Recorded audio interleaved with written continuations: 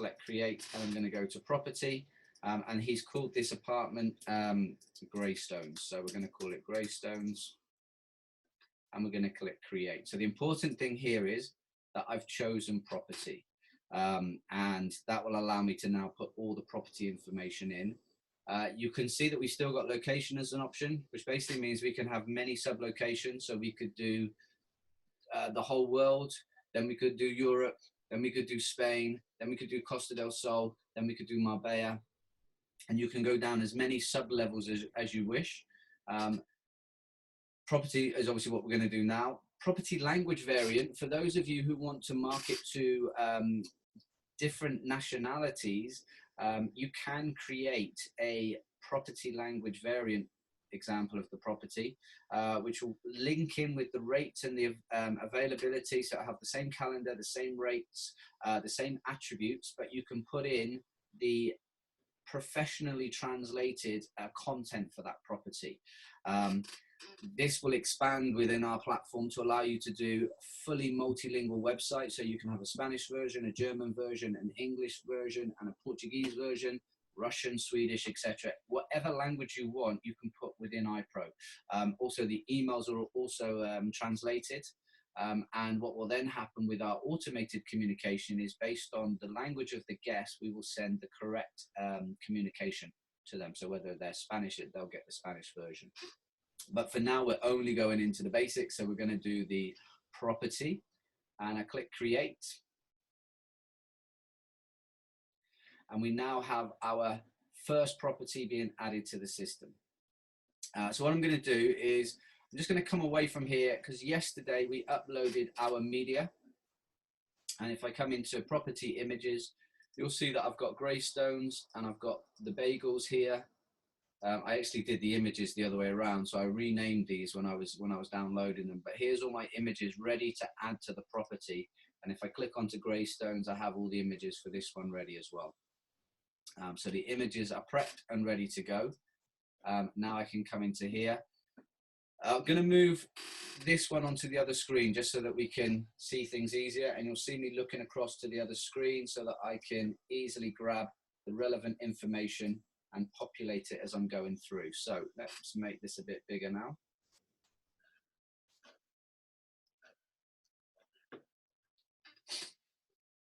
Okay. So as this website is not live, I don't need to worry about this at the moment, but I'm just going to explain each of these settings as we go through. So the first one is disable online booking. What that means is you can have properties within iPro that you do not allow instant book. Maybe the owner doesn't keep their availability up to date. Maybe you're using a third party for that particular property. Maybe the owner is extremely difficult to work with, and they don't update their availability. They don't tell you when they're coming out. They don't tell you when they've lent it to family, etc. So if that's the case, if you turn that on, this property will only be available for requests only. You will not be able to instant book. So that's one thing. Hide on website. We have some clients who have very exclusive properties, and they do not want the properties to be showcased on the website. If you put it as hide on website, disable online booking, you'll then be able to send this as an option to your guests, but they will not be able to find it on the website. So this is your off portfolio option. Means that you can, again, if you were struggling for availability, you could actually go and source properties from what are your competitors, and you can collaborate with them. You can put their properties on. You don't need to add them to your website, but you can offer them to your guests. And if they book, you can assign the booking, and it becomes a normal property within your portfolio, but it's just not available on your website. So the next two options we have, suspended. Suspended means that we've got an issue with the property, but we have got future bookings. So what we want to do is we don't want to remove it from the website, but we do want to flag it to our reservations team and our customer services team so that they do not take any new bookings until we are happy that the owner or the property is suitable for future bookings. So it's kind of a temporary pause without upsetting or worrying future guests who have booked previously. Withdrawn. is what we use when we actually have now lost the property and it has been removed from the portfolio. It's got no active bookings left, and it has got no, you don't want to take any more future bookings. Withdrawn is what we use. You don't ever want to delete a property that you stop working with, because then you'll lose all your booking history and all your guest history. So withdrawn is what you use once that contract has come to an end and has not been renewed. So a new feature that we have is the brands. We talked about this this yesterday, and one of the clients that use this is is on today, which is Tuscan Retreats. So they will have 3 brands: Tuscan Retreats, Tuscany Plus, and Houses in Tuscany, I think it is. So when you actually load the property on, you set which brand that property belongs to.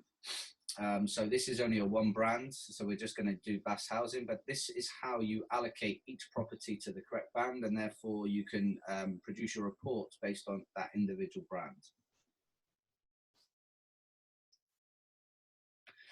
The one thing I haven't got to hand is the owner details for this one, so I'm just going to assign it to our default owner. However, what I could do is create new, and I could just add a new owner. So what I'm going to do is I'll do and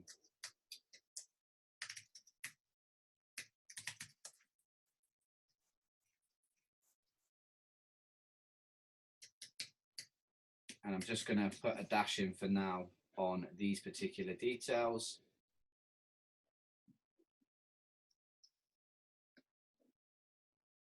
And then click save. So that will actually create the owner and allocate it to the property at the same time. Assign contacts. We've got some default examples in here. So you could put the gardener in, for example. And we could put in the cleaners or the housekeeper or any maintenance people. One thing I need to do just before I continue, actually, I'm just going to populate the SEO, and I should have done this first, so too keen to get onto the switches, but I'm just going to put this bit of information in here. And the reason I'm doing this is because I need to save and publish it first of all, so that it loads into the CMS, and therefore all of the changes that I've got are going to be locked into a live property. So otherwise it'll warn me that I'm trying to save it against an unsaved property. So I've got Pedro, have I got a housekeeper in here?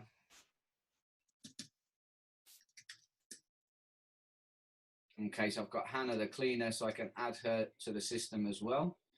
Okay, and if I tick these 2 boxes here, that means they will get alerts for this property, depending on what we have set up. So I don't know what alerts yet, but I'm just telling the system that yes, I want these 2 contacts to be part of any automated workflows that I set up that is related to this property and to them. If I untick this and I set up an email that goes in my automated workflows down here, if I don't tick those options and I set up a rule that says guests are arriving and I want it to go to the housekeeper, but I don't allow the emails to go through here, this particular property will not get a notification. So Hannah will not get notified about any bookings for this property because I haven't allowed it here. So it's really important that you know that's how you sort of master stop emails for that particular person. This one, on the other hand, is just a complete override, and it says every time there's a booking, I want to send this specific email to this person every time there's a booking on this property. Irrelevant of whether or not it's a provisional booking or a fully paid booking, it will send the email that I've just selected. So I would use this feature sparingly, and just be very clear that it will always send whenever a booking comes onto this property. Does anyone have any questions in that section? Because it's quite important. If you get this set up incorrectly at the beginning, you'll then be sending support tickets through to say, why has this client got this email, or why has this client not got this email?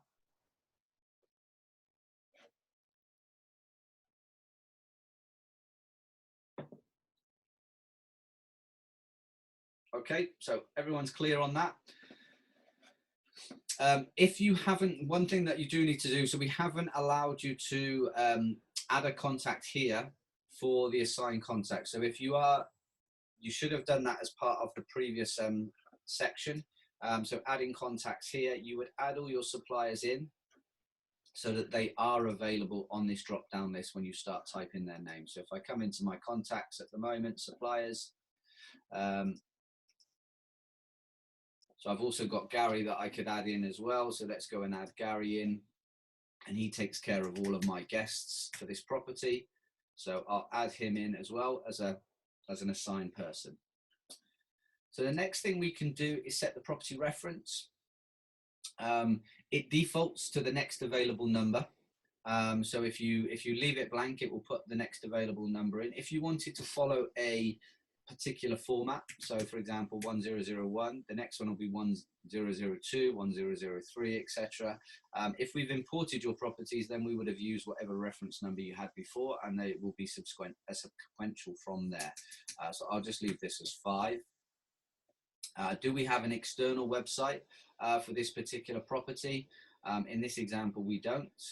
And the next thing is the H1 title. So this will be the title that we display on the property page and the property results. So this is what they have on Airbnb.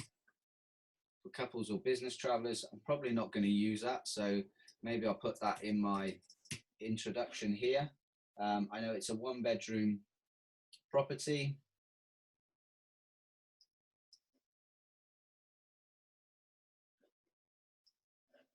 So I'm just going to put in here 1-bedroom apartment in. Okay, so I'm going to put it in as a keyword search phrase. So if anyone searches on that phrase, for example, then I would want this particular property to appear.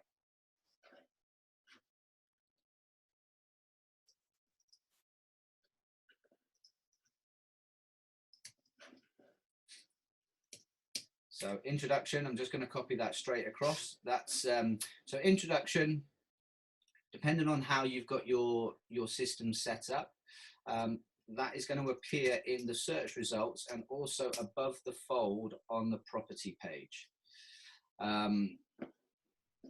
So for example, let's go on to one of these properties.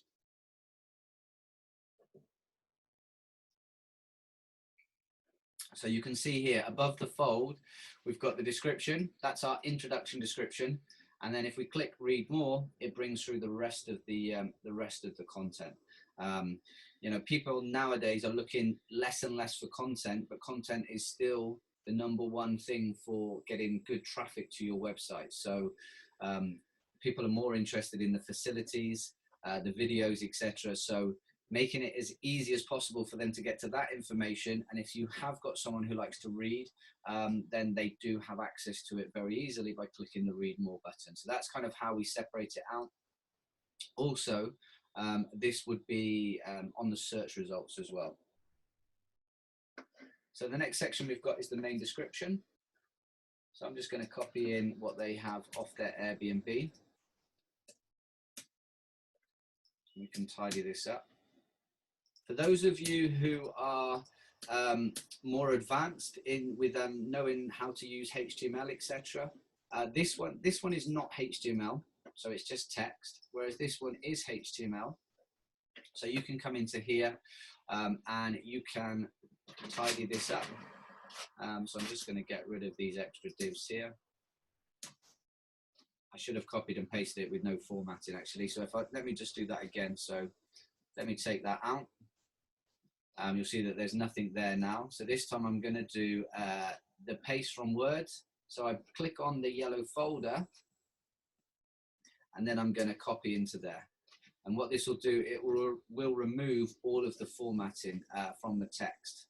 So now I have a nice simple, nice clean text. There's none of those divs around there, etc.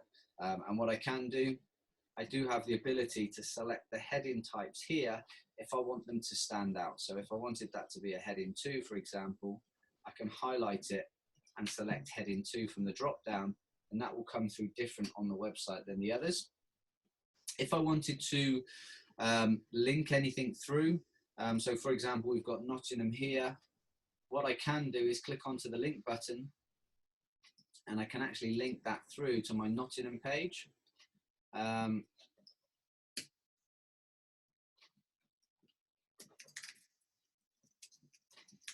if I want to change the title, I can actually write a title here to be able to link that back across. So internal linking is very strong from an SEO perspective.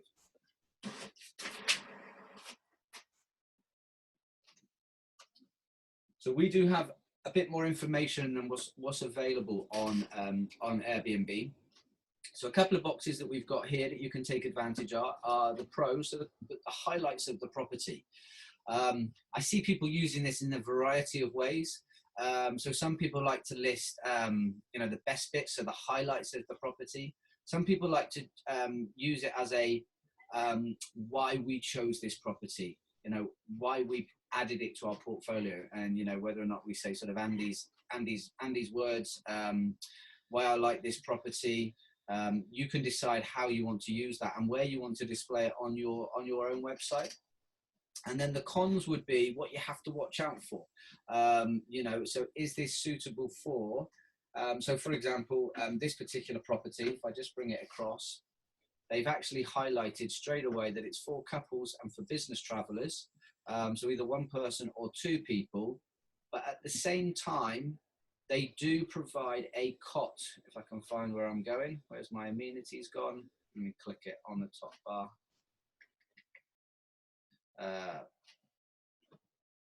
So amenities here, couldn't see it, show all amenities, but at the same time they have provided a cot and a high chair. So the cons of this, or what to watch out for, is really we wouldn't be recommending any children over the age of 2, for example, because there's only one bedroom and they have got room for a cot or a high chair, but if they're over 2, they're not really going to want to fit into a travel cot. So that would be possibly one of the things that you could put in the cons here. We also have build size, plot size, and we have the property license. So property license now, everything is becoming more legislation in place. Touristic licenses are available, and they have to be shown on your website. So if you do have to do that and you have that data, you can put it into here, and you can also track when it expires as well. The other option that you have is if you don't have a rolling contract with your owners, which I recommend that you should do. If you can have an annual rolling contract, that if they don't cancel within 30 days, then it automatically assumes that they're rolling on again. You can track the statuses here. We also have the ability to put in virtual tours. That can be both sort of recorded videos, or you could use something like Matterport, and then you can put the embed code into this box here. So you can do both. And I think on this example here, I'm actually using a YouTube video. So that's just a YouTube video that we've put in, and that would just be the URL of the video. So in fact, I can show you that one. So if we go to Frying Pan Cottage.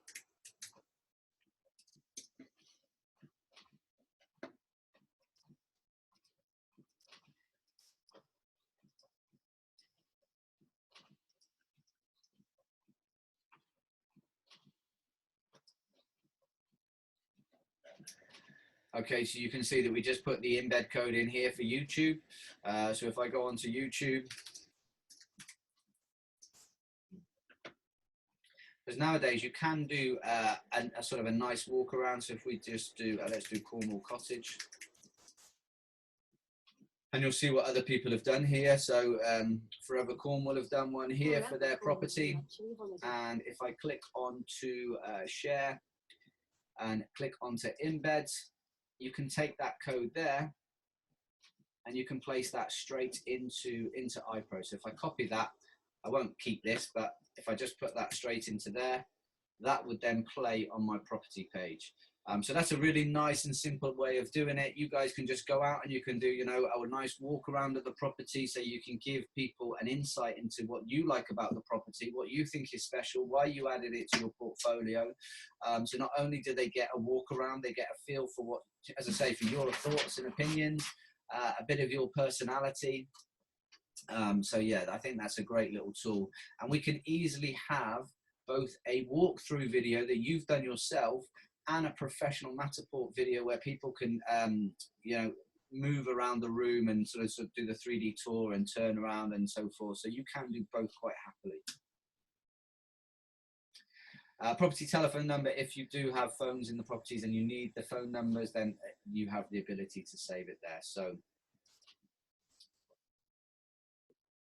any questions sort of on the first tab? Relatively straightforward text fields. So if we move on to our rates and notes.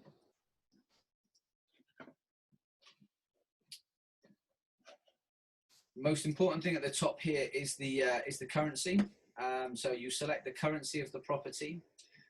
We have the ability to manage currencies in the system. So you might have a base currency, and I would tend to set the base currency as what the owner wants to be paid in. So if you've given owners the flexibility on the currency that they're going to be paid in, then you can actually price the base price in their currency, so that you're not governed by the fluctuations on the exchange rates. It will be the guest who's paying will have to deal with the exchange rate variances. But if you are running your business through a sterling account, and it doesn't matter if an owner is international and you pay them by sterling, then of course you should always set your base rate as sterling in that particular example. Now, I'm going to come back to warnings. I will just give you a brief overview of what it is. This is where we can flag up any important booking notes that must be validated before each booking. So, for example, in this property, I might say,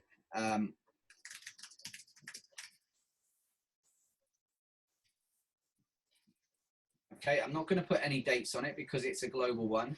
Do I want anyone in my reservation team to validate it, that they've confirmed that the child is under the age of 2? I would tick this box. Do I want it to be visible on the website? So the guest actually has to validate it before they book. I could say yes, and then I can add it into my system. So this warning will pop up before every booking now, and whoever is processing the booking will have to validate that they are happy to proceed with the booking on that basis. You can use this for building as well, so that's why we've got the date there.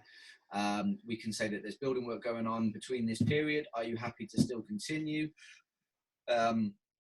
We can put a warning on to say that something new is coming into the property from this date, so it might not be advertised on the website yet, but if they're booking for August next year, we can say, oh, by the way, there will be a hot tub then, and this is what you can do. This is the extra cost, or whatever it may be.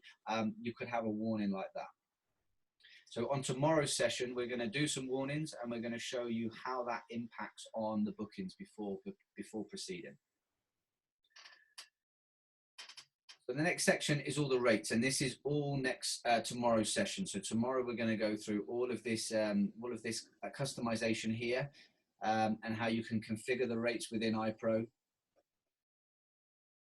An upgrade, no, all of this is available. If you haven't got it on, if you haven't got that option on your system, we just simply need to activate it. So just reach out and we'll get that activated onto your system. Okay, so the next thing we've got is our property extras. So what I've done is I've gone and added some extras onto this property. So I'm going to add my service fee. I'm going to add my damage waiver. And I'm going to add my cancellation protection fee. And I'm going to add pets for this property. And I'm going to add my travel cot. And I'm going to add my high chair. So I've added all the extras available to this particular property. And what I've done, just following on from yesterday's session, I've set up some different rules. So My service fee is a flat £35 per booking, and I've included it in my list price, so it will not show as an extra to the guest. If the booking is £1,000, they will see 1,035. My damage waiver, I've actually charged at £15 per person. So I want £15 if one person comes, and if two people come, I want £30. My cancellation protection fee, I'm doing this as an internal one at the moment. I'm not using an external company. We actually integrate with Booking Protect, so you would be able to use a full insurance against this if you wish to. However, if you wanted to manage it yourself, I've based it on 6% of the holiday price. So if the price is £100, it will be £6 for the protection fee. And again, the idea is here that we're just going to manage this ourselves. We're going to build up enough money so that if people do cancel, and it may be that we still put a rule in place that says you cannot cancel within 14 days of arrival, for example, but up to 14 days, we'll give you a full refund. You're then limiting your risk. And if people do cancel outside of that 14 days, you've got the ability to rebook it, but you're also building up this pot of money that will allow you to pay out for those cancellations. So that's what I've added in as an example. I've also added in my pets, and what I've done with the pets is I've actually got £50 for the first dog, and I've got £25 for the second dog. And then my travel cot and high chair are free, complimentary things, but you have to request them at the time of booking.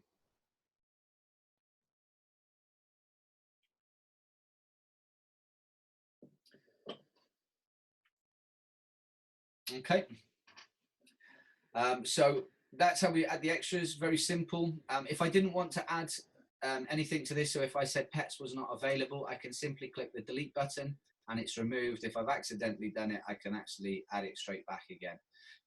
So that's nice and simple. We then have our minimum night supplement rule. So this is how you manage short breaks.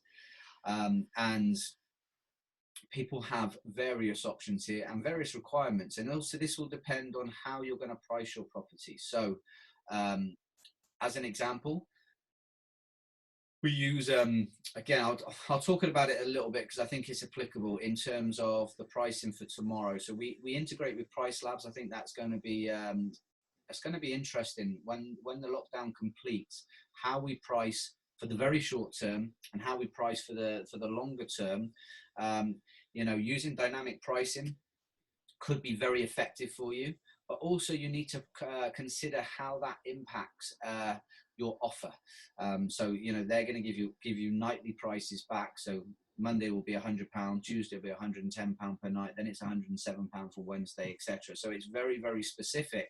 It may make the weekly prices too expensive, but we can do some discounts here.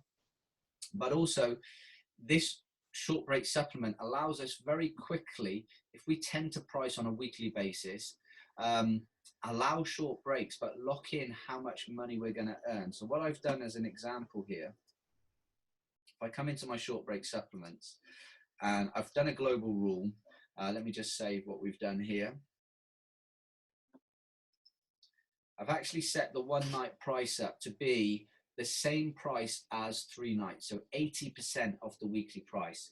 What that allows me to do is be less specific about a minimum stay. I could actually allow one night stays quite happily, knowing that we're going to get 80% of the weekly rental income on that one night booking. So by using these rules, you can allow people to book to their needs, but you can set a price that is suitable for your business model. So I think that is you know, very flexible from that point of view. The only thing that we would need to consider now with the current changes is the fact that can you turn your property around within the within 24 hours, or are you better off going for 2 night bookings and having a blocker day at the end? Because the cleaning now is going to have to be more detailed than before. And again, this is probably what you want to showcase to your clients now. So length of stay pricing, we're going to go into detail tomorrow. And what I would probably say about length of stay pricing, because it's not that new, but how we're using it is relatively new, would be to look at, we will be extending it and improving how easy it is to update the length of stay pricing. So global rule, this means that I'm going to allow short breaks, but a 1 night booking will be the same price as a 3 night booking. A 3 night booking will be 80% of the weekly price, and it scales up as we go up, and 6 nights is 100% of the weekly price. Because I've just set the default owner commission, I'm going to just put 20% in here. I'm not going to do a security deposit, so I'm going to leave that blank. The security deposit, if I put that in, we would then request a security deposit, which would have to be refunded at the end of the stay, and it would create additional administration work for us. From my perspective, the least amount of admin work that you can do, the more effective you can be at communicating with your guests, working with your owners, etc. And that's really where we're trying to take you with iPro, is to automate everything that is mundane.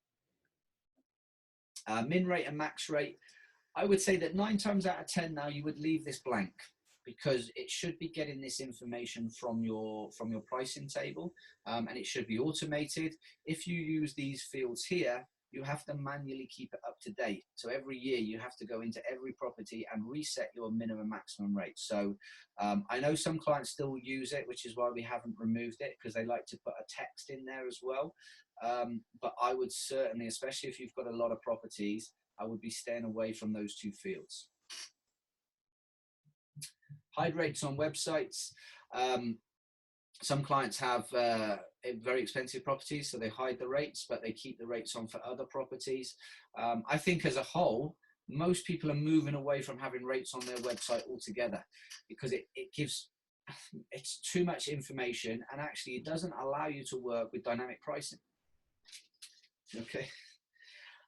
So if you have the rates table there, you're actually restricting the flexibility, especially if people take screenshots and then come back. If people are testing you or want to kind of see what you're doing, if you just remove rates altogether now, and it's a real-time pricing, so I put my dates in and I get a price back, you can do whatever you want in the background with the pricing then. So again, I would personally lean away from displaying my rates. I think it is outdated now. I can kind of understand why people like to keep it there for their loyal guests, etc., and people pre-planning. But to be fair, if you put your rates in 2 years in advance, which again is another one of my recommendations, you should have rates in easily 2 years in advance now. People are always going to be able to find the dates, and people are sensible enough to know that if I go in August and I go in November, my prices are going to be different. Hopefully that will make sense. So check-in from, check-in to, check-out time. I like to make things easy for you, but we also have to have flexibility in the system for different people. So if you have consistent check-in and check-out times, and your office is open to a set time for collecting keys, or they can have a key code on the wall, then I would not bother filling out these 3 fields. However, if you vary those times property to property, then you need to fill out these fields, because when you send your arrival details, it will use the data that you have in here so that they know what time they can check in from, what time they have to check out. And if they're arriving late, they have to make alternative arrangements to collect the keys. And this is just a simple drop down. So check in from, so let's do 4 o'clock. The other thing, I mean, I did an interview on this actually, just something to be aware of with COVID-19 and how we now have to adapt. You have to be honest with yourselves.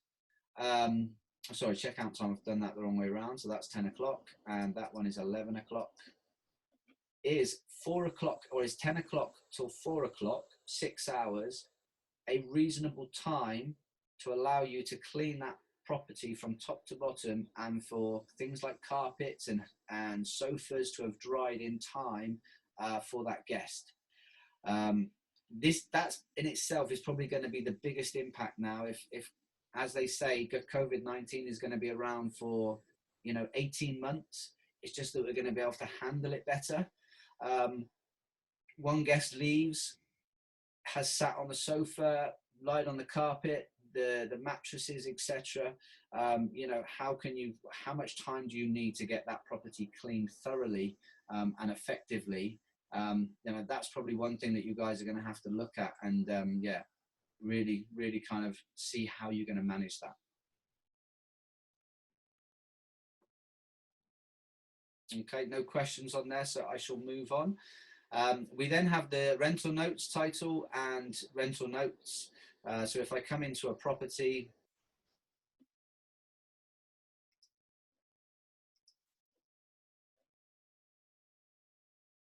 you'll see that I have a whole host of information on this particular property with all the different services that we offer. Lots of information's been added. You can add whatever information you want, and I'm just going to have a look what oh, here it is. I've lost it. Let's close this down.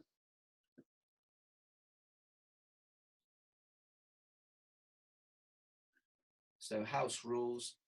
So we've got all these rules here, and we've got some cancellation there, doing a 48-hour cancellation. That may be slightly different. Check-in is from 3 o'clock and checkout time is 10 o'clock. So let me go back and correct what I've done there.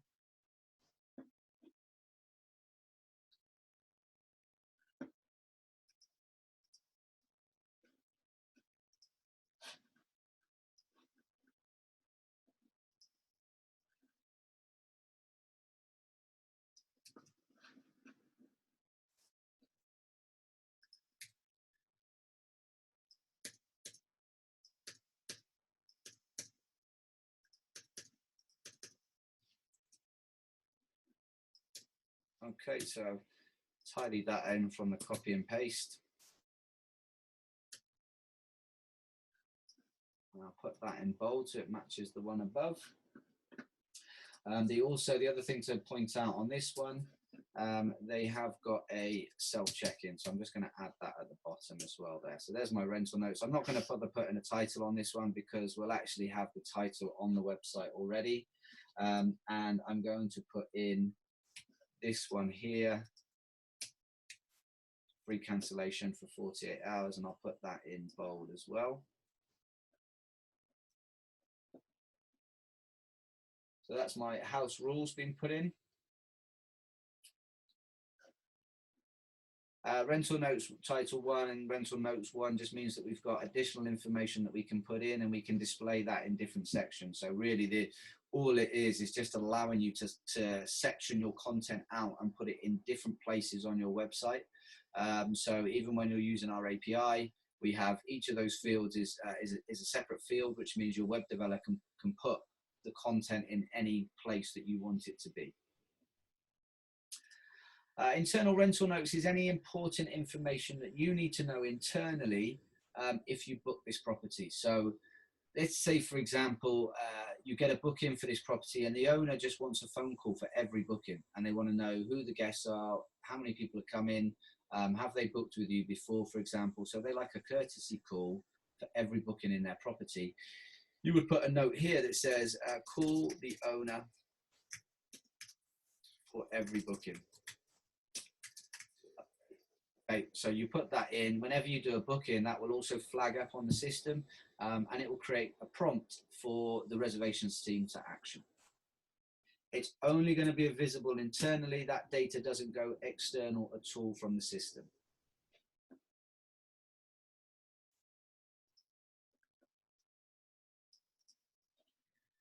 Okay, so we also have directions, which I don't have to hand for this property.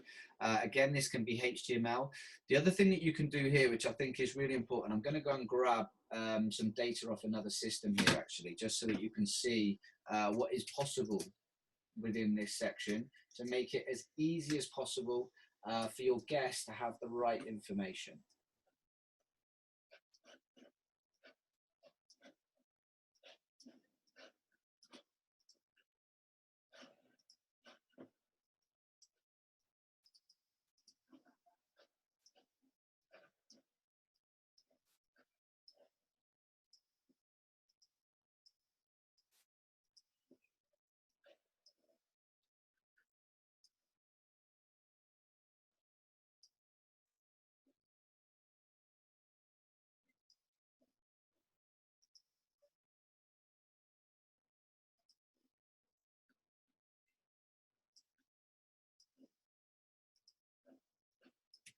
Okay, so I'm just going to put some HTML into here.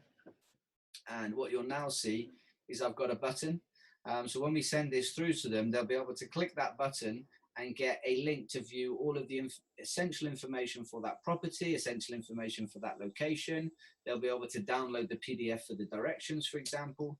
I can also put into here a link to Google Maps with the direction link, and I can link that up to the relevant information. So I can highlight it and click the link and just add in whatever the link is. And then we have a click through. So you can treat this like you would any web page really. And when we send that through, it means that you've got clickable, actionable things that the guests can do, and therefore have all the information that they need. So from a migration perspective, as long as it's in the database, then yes, that should have migrated across. So as long as it is in as content, we should have migrated it across, and we can double check that. So I'll let Jonathan respond to you on that one. Okay, a couple of other things, nice and simple items. Brochure page, probably getting phased out now. I don't imagine many people having physical brochures anymore, but the Wi-Fi code, really important. Having that easily to hand. These 3 fields here, or 4 fields I should say, will all appear in the booking system. So if I come over to here and go to property list,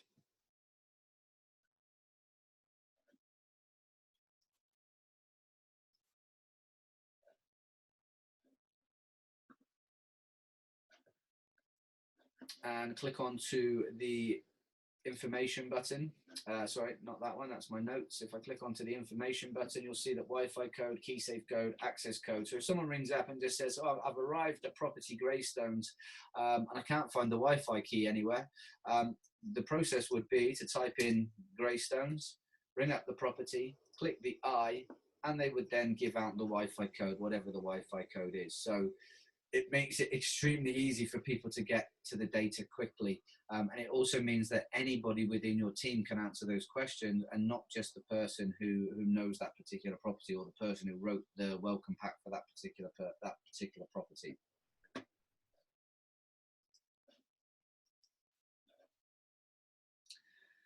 Key safe code, what's the key code to get into the property?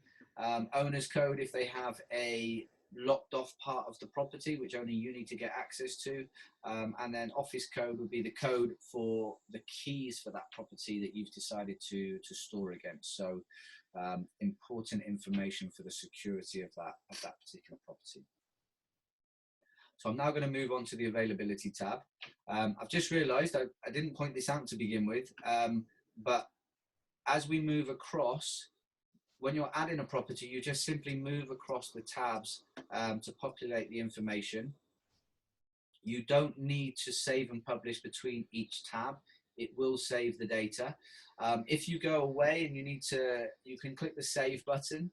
That will save all your changes, but it won't be live on the website. It's only when you save and publish, which is this second one, it will actually come live on the website.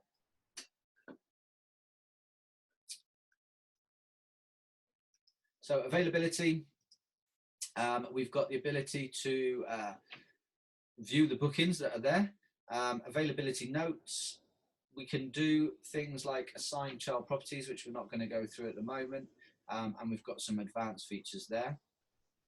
I've just noticed one thing that I've forgotten to do on this system, so just bear with me.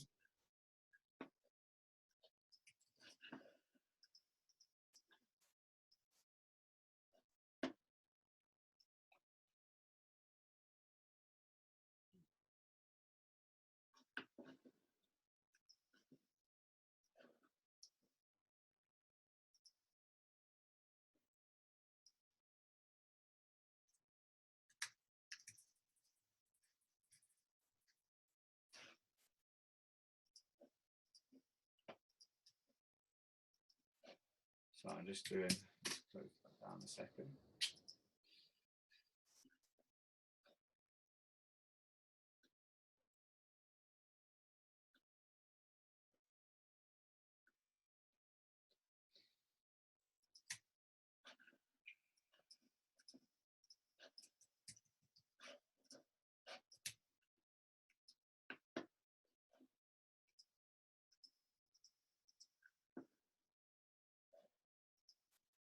Okay. I will need to update this bit later, so I just need. Okay, so the map key is going to lock me down, but in terms of doing a search, I'll just jump over to this system to show you how to do the map. Oh, not that one, sorry. Ah, that's the one.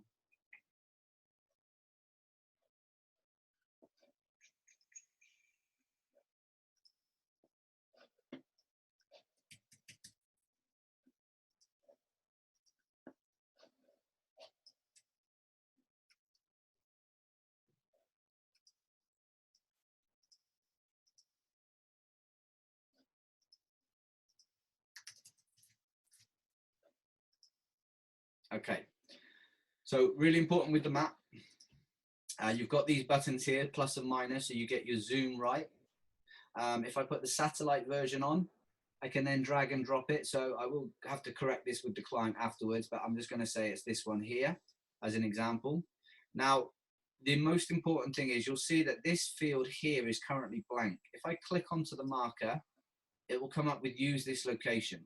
And if I click that now, you'll see the coordinates, but not only the coordinates, this last little bit, 17, is the zoom level that you set. So if I zoom out now and say, well, actually, I want it to be there, I need to click use this location again, and then I'll save 13. So if I save and publish that now, you'll see that I've locked in these coordinates and I've locked in the zoom level of the map as well. So it's really important.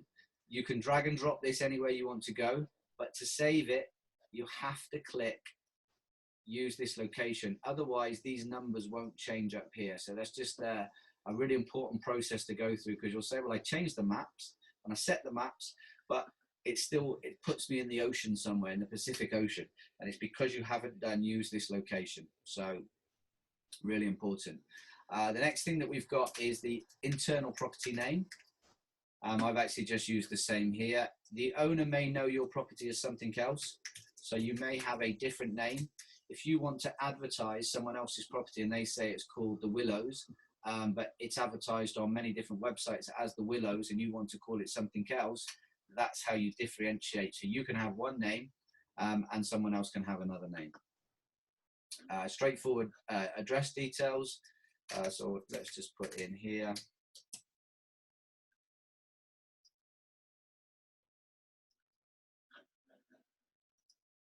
And then we've got our images and floor plans. So I'm going to go to the Greystones here, and I'm going to go and add all of my images in just by left clicking them. And it looks like the order of my images is probably how I want to do it. Okay, so we've got kitchen, we've got lounge. So what I'm going to do is I'm going to bring the lounge up to the top. So as I hover over here, you get the crosshairs. I'm just going to drag that up to the top. And then I'm going to take the next lounge shot and I'm going to drag that up to the top as well. If I don't know what this image is, if I click it, it opens it up in a new tab, and I can see clearly now it's the kitchen overlooking the lounge. So when I come back to here, I'm quite happy that it goes the lounge, then the kitchen. Probably going to do that one before the other one. So change that order around. We've got the lounge, we've got a utility room. So let's go move that across. And then we've got the 3 bedrooms. So I'm now quite happy that we've got a nice walkthrough with my images. So I've got the lovely front garden. So if I click that, we can see we've got a nice big image here on the front garden. And then I've got a walkthrough as we go through the property. I can also add in the floor plans here. And I haven't got any uploaded for this property, but I could just simply click onto there, and if I had the floor plan, let's say that was the floor plan, I would be able to insert it straight into here. And the idea is we've put it into a text box so that you can actually walk people through. So you could say ground floor, you know, and you could actually put a description against this, so you do get a walkthrough on that particular of that particular property. But I'm going to leave this blank for now. Right, we're now onto the attributes, and the attributes will link.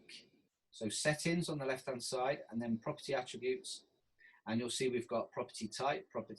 If I drop down, we've got house, cottage, villa, barn conversion, castle, manor house, penthouse, apartment. So I'm going to call this an apartment. It's a 1 bedroom, 1 bathroom, sleeps 2. and I'm going to say that it allows 1 pet. The theme, I'm going to mark it as quiet. Say we've got countryside views, and then in terms of the facilities,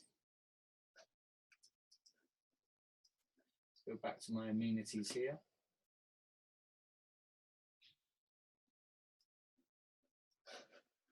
So these are the facilities that we've got on Airbnb. So I'm going to go through and tick those. There's a couple that I've left off that we haven't actually got. So we've got a fridge, a freezer, a cooker.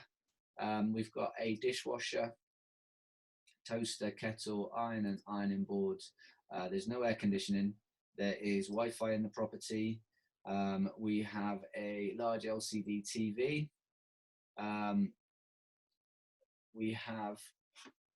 There's no communication, no entertainment listed on here, so I'm not going to tick anything else. We're saying there is travel cot and high chair. Depending on how we do the search, because I've got 4 different things here, it may be that we just use internet as well as like a global catch-all on the search. There is a barbecue, there is a washing machine, there is a hairdryer, and they have got central heating. And the essentials, we've got towels, linen, soap, toilet paper, shower gels. Now, I've added in a couple of extras here as well, which aren't available on Airbnb, but this I've recommended in a blog that I've written about preparing your holiday home for guests. So hand sanitizing gels, antibacterial wipes, and boxer tissue. So again, encouraging people to be hygienic while in the property, and also making them at ease. If they want to feel as if they need to wipe everything down again, they've got the ability to do that. So they have that choice. Airbnb has a nice section on safety features. So I've created a section for that, and I know that this property has got all of those in place. I'm not sure about the walking distances, so I'm going to leave that. And I know in its location that the 2 nearest airports are Birmingham and East Midlands. One of the things that I left out, let me just go back to here. In the amenities section, we have free parking off street. We have a washing machine, we have iron. Oh, laptop friendly workspace was a good one from Airbnb. So I'm just going to save that now. And we now need to add in a new item. So I'll add it into amenities, and I'll right click onto here, select create, and then I just simply type in the one that I want to add. And because this client is going for corporate travelers, business travelers, that amenity is really important to them. So if I save and publish that, and now if I come back to Greystones, you'll see that in the amenity section, I have my new category, which I can tick for that particular property. So I've now allocated all of my amenities. So I can move on to that. I'm going to skip booking emails because we'll go through that tomorrow. I would say 9 times out of 10, you don't need to use this tab. However, it is there for that 1 time out of 10 where you want to do something really bespoke for an owner, really unique for that property. You have the ability to do a completely unique set of emails. So onto the distribution tab. And you'll see here that we do have the option to put in various bits of content again, so that we can have different content for the channels compared to your own website, which is best practice for SEO, so that you haven't got duplicate content. But what I'm going to do here is I just want to put this content into my local description here, the location description. So I'm just going to put that in from Airbnb. Okay, we don't need to do anything with the live website URL. We're not going to go through iCals, but all of that information is here. We've then got our final bit, which is the SEO tab. And I'm just going to do, for this one, I'm actually just going to put in this.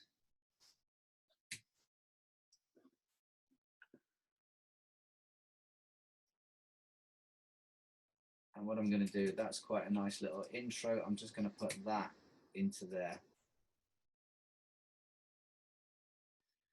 And that is my basic content setup for this property.